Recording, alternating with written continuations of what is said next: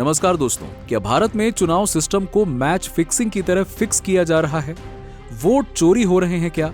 अब आप सोचिए ना, लोकतंत्र के इस सबसे बड़े त्योहार को, जो दुनिया भर में एक मिसाल है, एक अपने आप में माइलस्टोन है, एक विदेशी मीडिया न्यूयॉर्क टाइम्स, राइटर्स या पश्चिमी मीडिया अपने 1.5 पन्ने के लेख के जरिए शक के घेरे में डाल रहा है। सवाल अब विपक्ष के नेताओं से बहुत आगे जा चुका है।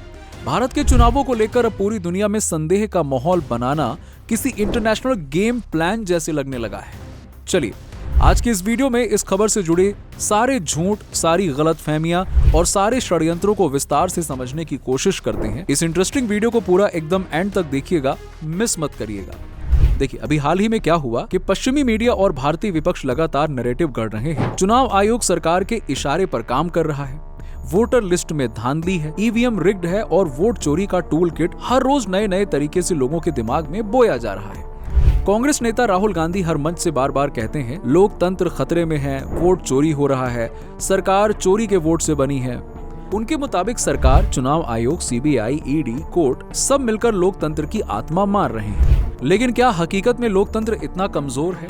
क्या लाखों करोड़ों भारतीयों का वोट देना, अपना उत्साह, भरोसा और लोकतांत्रिक भावना बस एक अखबारी रिपोर्ट या वायरल वीडियो के झटके से डगमगा जाएगा? देखिए, अब मैं आपको कुछ ताजा आंकड़े सुनाता हूँ। दुनिया में सबसे बड़ा लोकतंत्र है भारत, जहां लगभग 100 करोड़ वोटर हैं। 2024 के आम चुनावों में रिकॉर्ड 67% से ज्यादा मतदान हुआ।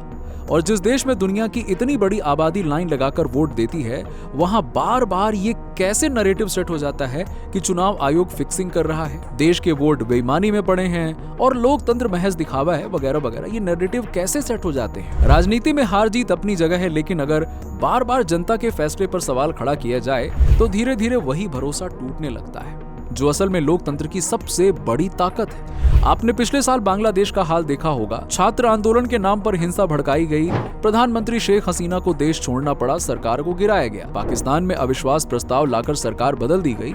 श्रीलंका में आर्थिक संकट के नाम पर भीड़ सत्ता को उठाकर फेंक देती है। आसपास के दक्षिण एशियाई देशों में बार बार लोकतंत्र टुकड़ों में बांटा गया, कभी जनता के नाम पर, कभी इंटरनेशनल साजिश के बहाने। अब सवाल ये है कि क्या जिसकी प्रयोगशाला पहले इन मुल्कों में चली है, वही टूल किट अब भारत पर भी इस्तेमाल हो रही है?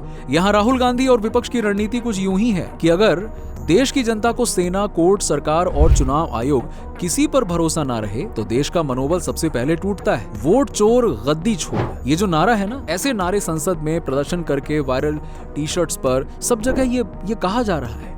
ये सब विपक्ष के लिए महज शो नहीं है, बल्कि सोशल मीडिया नैरेटिव मैनेजमेंट का हिस्सा बन चुका है। मिंता देवी टी-शर्ट पहनकर शूट कराना, फोटो शूट करवाना, ये सब वोट चोरी के आरोप कितने गंभीर हैं, ये दिखाने की कोशिश है।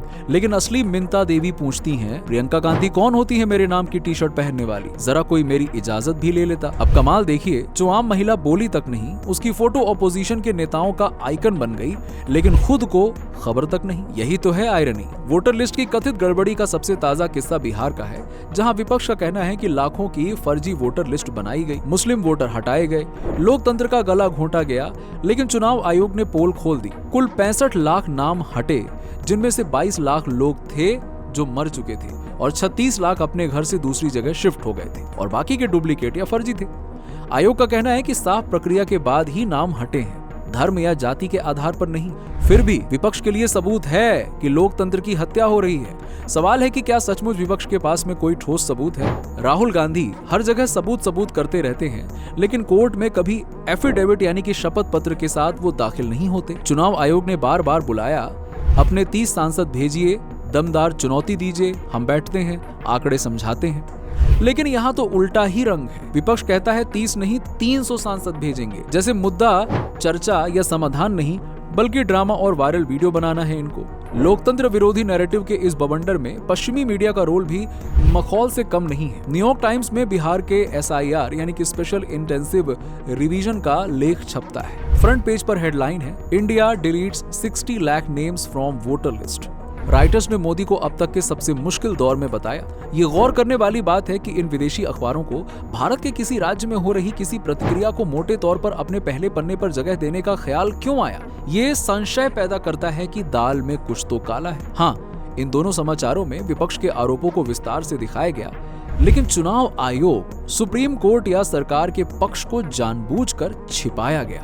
पूरी कहानी में न तो एसआईआर की 70 साल की ऐतिहासिक प्रक्रिया का जिक्र किया गया, न डेटा क्लीनिंग के नियम हैं और प्रक्रिया के बारे में एक लाइन लिखा, ना ही ये कि 2003 में भी बिहार में ऐसे ही वोटर रिवीजन हुआ था। पश्चिमी मीडिया बार बार भारतीय लोकतंत्र को अनरिलायबल, नॉन ट्रांसपेरेंट, मैनिपुलेटेड बताने की मुहिम चला रहा है। द न्यूयॉर्क टाइम्स और रॉयटर्स जैसी एजेंसियां ऐसे हवाई मुद्दों को लेकर भारत के जनादेश को विक्टिम कार्ड बना देती हैं, लेकिन दूसरी ओर लोकतंत्र के सशक्त पक्ष को जानबूझकर जगह नहीं देते हैं। देखिए, बेबुनियाद दावा उठा कि बीजेपी हिंदू राष्ट्रवादी एजेंडे के तहत मुस्लिम वोटर हटा रही है, जबकि चुनाव आयोग के आंकड़े के मुताबिक जिन 65 लाख लोगों के नाम हटे उनके धर्म या जाति का कोई पैमाना ही नहीं निकला। उनमें से आधे तो डुप्लीकेट, मृत या रीलोकेटेड हैं।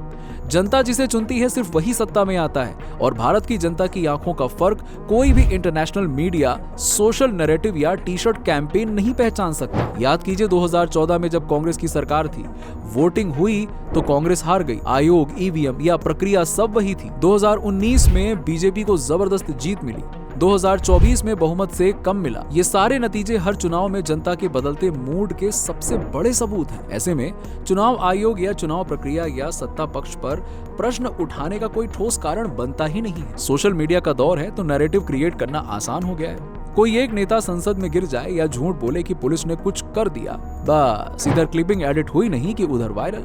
बाहर की जनता इस पर भरोसा करे या ना करे, लेकिन विदेशी अखबार इसे लोकतंत्र की समस्या बनाकर पेश कर देते हैं। यानी जैसे फिल्मों की शूटिंग होती है ना कि तुम उधर जाकर ऐसा करो, यहाँ मैं उसे तुरंत कैप्चर कर लूंगा, ठीक इसी तरह तुम वहां जाकर झूठ फैला दो, हंगामा कर दो, तो हम यहाँ उसे हेडलाइन बनाकर पहले पन्ने पर छाप देंगे। जैसे सब कुछ टूल किट की तरह स्क्रिप्टेड। लोकतंत्र वोट, बहस और जीत हार के लिए बना था, ना कि किसी एक झूठ को बार बार बोलकर लोगों को गुमराह करने के लिए। हाँ, लेकिन देश की जनता सब जानती है, वो इन विपक्षियों के नैरेटिव से चलने वाली नहीं है।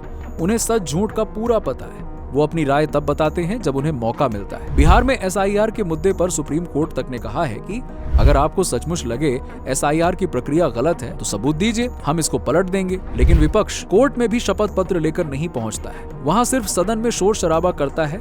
और ऐसे में ये सवाल उठना लाजमी है, अगर सबूत है तो सुप्रीम कोर्ट या आयोग को पेश करें ना। यहाँ सोशल मीडिया रील से लोकतंत्र नहीं चलता। एक दूसरा पहलू भी है, आखिर विदेशी मीडिया भारत में ऐसे प्रसंग बार बार क्यों गढ़ रहा है? पिछले कुछ सालों में श्रीलंका, बांग्लादेश, पाकिस्तान जैसे मुल्कों में सरकारें एक साजिश या नैरेटिव से गिरी हैं। दूसरे देशों में जब लोकतंत्र हिला तो वहां के लोगों का भरोसा टूटना सबसे बड़ा कारण था। क्या यही रणनीति भारत में भी ट्रायल पर है?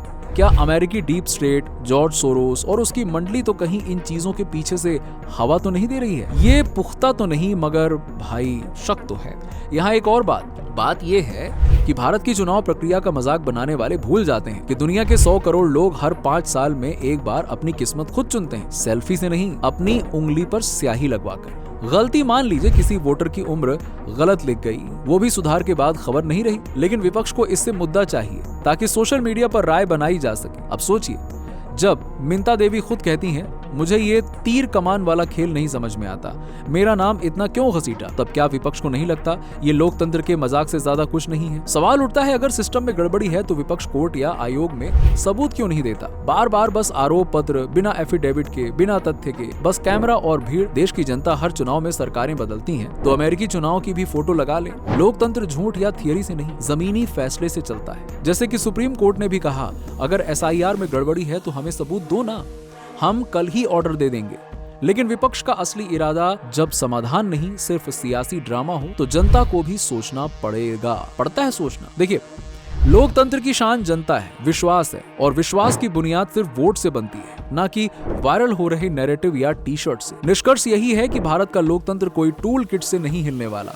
विदेश या स्वदेश, अगर भरोसे में सेंध लगती है तो दुनिया को डर वही है। भारत अगर अपने सिस्टम में विश्वास खो बैठे तो सबसे बड़ा नुकसान उसका नहीं, इंटरनेशनल डेमोक्रेसी का होगा। अगर आपको ये विश्लेषण पसंद आया हो तो कमेंट में बताना ना भूलें। क्या आप सच में मानते हैं कि पश्चिमी मीडिया का ये टूल किट भारत को अस्थिर कर सकता है? कमेंट करके बताइए। तो दोस्तों, अगर आप हमारे चैनल पर पहली बार आए हैं तो चैनल को जरूर सब्सक्राइब करें, बेल आइकन के बटन को दबाएं, और हाँ, इस वीडियो को आप जरूर हाइप करें। हाइप का ऑप्शन आपको इस वीडियो के नीचे कॉमेंट सेक्शन को लेफ्ट में स्लाइड यानी कि सरकाने से दिख जाएगा। धन्यवाद। जय हिंद, जय भारत।